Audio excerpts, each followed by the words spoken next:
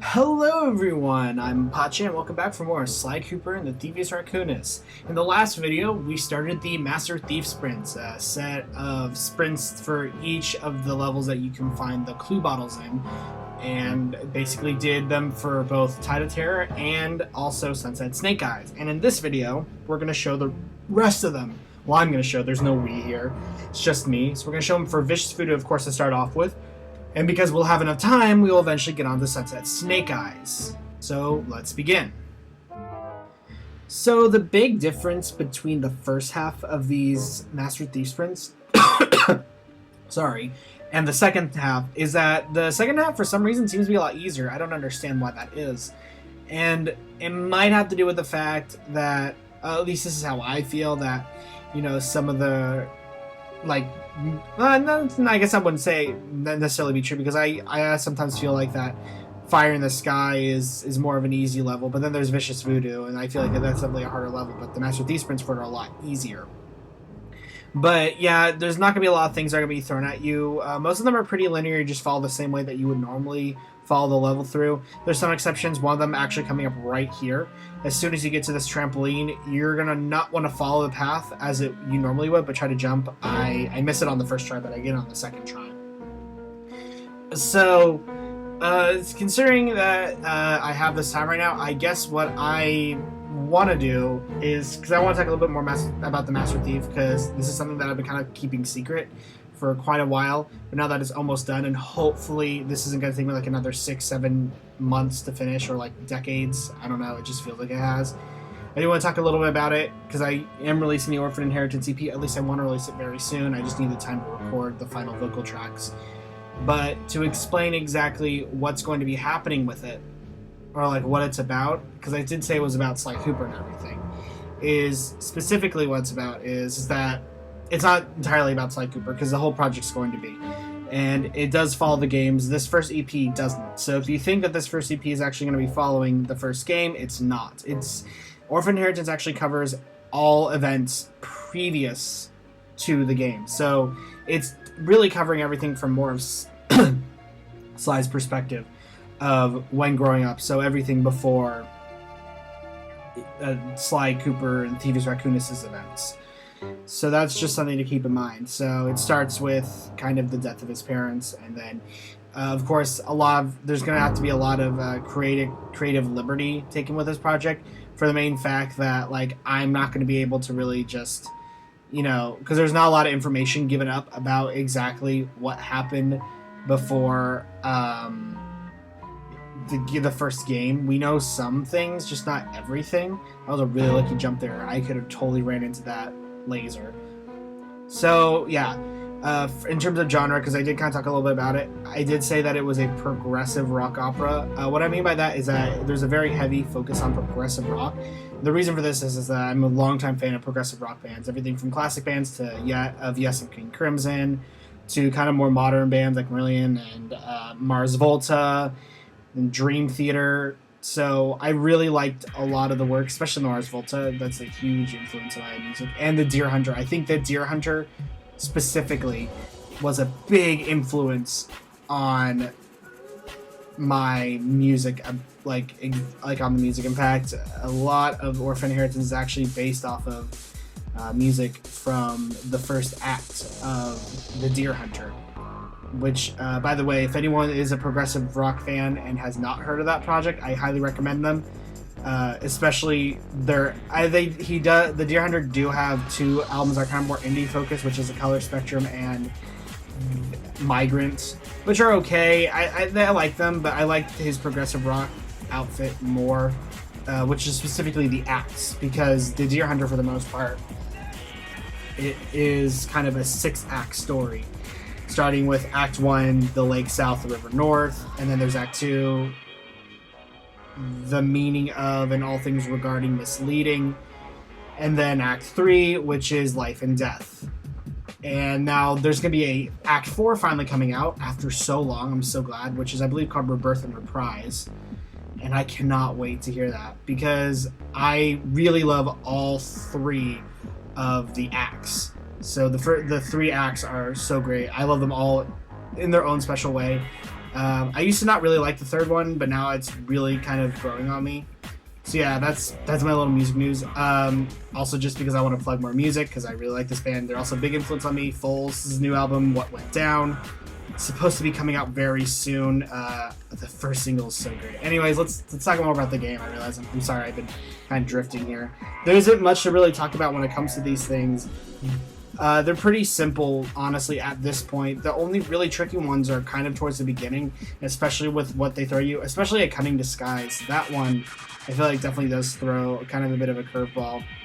Most of the ones in here, like, they're pretty simple shortcuts you can figure out, and considering that you have all the abilities that you would from the bottles, they're not really all that hard to figure out. Now I should probably mention a little bit of Fire in the Sky, because that's going to be not after this one, but after the next one is the first one, which is a Perilous Ascent. I totally couldn't remember the name in the last video.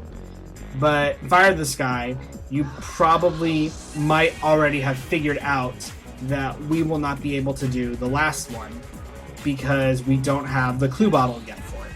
So in Fire in the Sky, there's normally there's 4 levels that you can get the clue bottles from, which is the Perilous Ascent, the Unseen Foe, Flaming Temple of Flame, and Do by the Dragon, because Rapid Fire Assault, King of the Hill, and then the other racing one are all non-bottle levels. So because of that, there's only 4, but we're only going to be able to see 3. And I think that's actually kind of funny, especially when you do the Master Thief sprints before actually completing the game, because the first Tide of Terror has 6 of them, and then Sunset Snake Eyes has 5, Vicious Voodoo has 4, and then Fire in the Sky has 3, and I think that's actually kind of funny how that worked out. But no, there's 4. We're just not going to be able to do it by Dragon. It's funny that's I guess it makes sense that that's the level that we're going to continuously be visiting the most. It's definitely one of the most memorable levels of this game because of the fact that you're visiting it so damn much throughout the game. Yeah, but most of the levels in here pretty simple, honestly not that hard. I'm surprised because I have talked about the fact that Vicious Voodoo is a fairly hard level, or at least it's pretty hard once to get through it, really, because there's a lot of things about it that are really hard. Okay, here's something really great that I figured out. I actually did this kind of mulling around once, but you can just kind of walk through here because you have the invisibility thing. Remember, lasers can't detect you. Of course, make sure to get your tail all the way through, because if that catches you, it sucks. And I don't think that one goes away, if I remember correctly. It may go away after you hit that. I'm not entirely sure, because I don't think it does. I think that's something you're going to have to sneak around. I mean, it's not that hard to sneak around normally anyways, but I don't think it will, so. And I totally took a risk right there, because that could have totally hit me, and then it would have knocked me out the running. But this one I was patient on, which is probably good. Oftentimes I find myself that if I don't wait, I'll end up getting hit. It's just not worth it. So yeah, usually if you have at least about a good 15 seconds before you start sliding, you'll make it. Probably 10 seconds too. Oh, I don't know.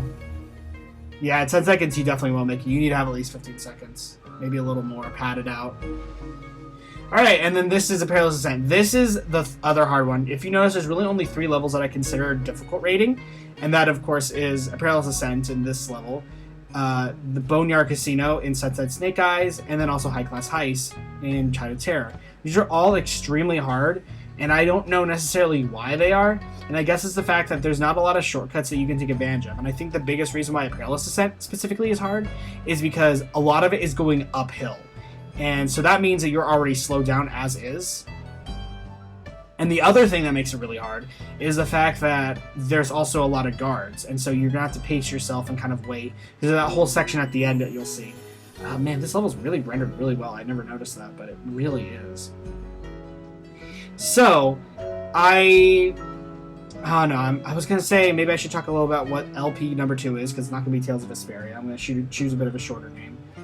But I do have an idea of what I want to do maybe for the second Let's Play is, and I'm hoping to maybe see if I can get Skype working and have some guest co-op, at least guest talkers on it, because I want to see if maybe I can get some of my friends, specifically from the commentary community and on videos. I'd love to have people like Hobbs or David or even Ryan or whoever in on this, because I mean, why not? Especially even Ryan too, because I mean, he started out as a Let's Player just like me. I think it'd be really interesting to bring him in. That was a really weird roll. I totally forgot that happened. Okay, so basically, starting from here, if you have at least 45 seconds, you should be good. If you have anything under 40 seconds, you will absolutely not make it. I'm just going to say that right now. And you would think 45 seconds towards the end, you'd think, oh, I have so much damn time. You don't. You really don't. It's almost impossible.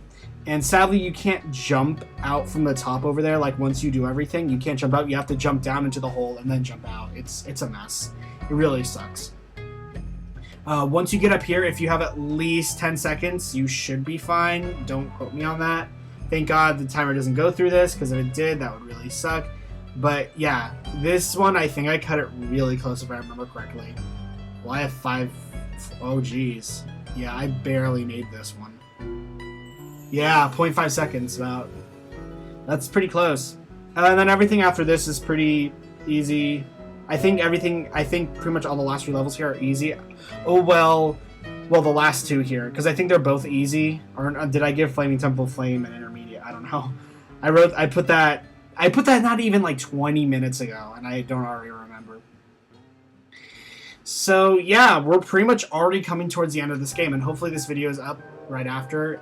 So I'm really sorry that this Let's Play took so long, but I guess, keep in mind, I used to be very big into Let's Playing, but I realized that back then I was using very kind of low-key stuff. This is a lot more high-tech.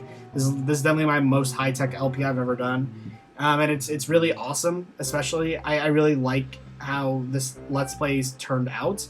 I'm really sorry that this took so long. I'm going to try to fix that, though. It's difficult. It was difficult during the year because I was going through a very, very hard class schedule, and it just got very hectic. I'm hoping maybe that won't happen this time, because I think maybe this semester I do better with that, and because I'm not doing another 5 classes. I cannot do that. I'm not doing that again. That was just not worth it. It really was not worth it. But I'm hoping, though, and this is my 4th year of college. I'm not done with college, though, because I'm planning to, of course, get my master's. So, yeah, I have a long road ahead of me. In fact, what I plan for college is I might have to take a year off to work so I can pay for college and also do a bunch of stuff. It's scary being out there in the real world now. It's really weird, too, the fact that now I'm almost graduating college, and I technically did start LPing when I was in high school. But we're not going to talk about the past. We're talking about the future. I think it's better that I'm kind of redoing this all now that I'm an adult. I'm not a dumb kid. Because, man, I made a lot of dumb mistakes when I was a kid. And I was just dumb as a kid. It's better, I'm just going to say this right now, whether, if you're going to start Let's Playing, I say start Let's Playing after, at least once at the end of high school. Because believe me, anything after that is just dumb. It's a dumb idea. And here's the last level we're pretty much doing is Flaming Temple of Flame. Because after this, is Duel by the Dragon, but we can't access that yet. You're not able, of course, as you know, to be able to do the Master Thief sprints until after you collect the bottles for that level, because we cannot open the safe. I mean, we've collected the bottles, but you have to actually open the safe. That's technically what it is. And considering that we haven't opened the safe, we cannot do that challenge yet, which sucks, but, whatever. It's just how the world works sometimes.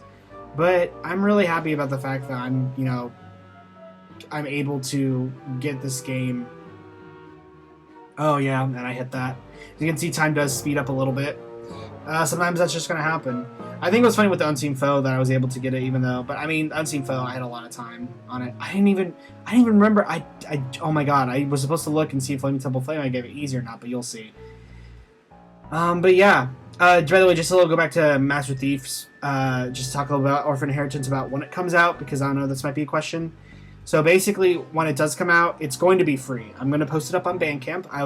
I might make a little video on it once it does come out. It'll be on Bandcamp, and it'll be free. Basically, it'll be just pay what you want, but you can basically pay $0 for it, and that's totally fine. If you want to donate money, you can, but by no means do you have to. Any money that is donated, though, will be going for the music project. It won't be going to anything else. It'll be dedicated solely to helping out the music project.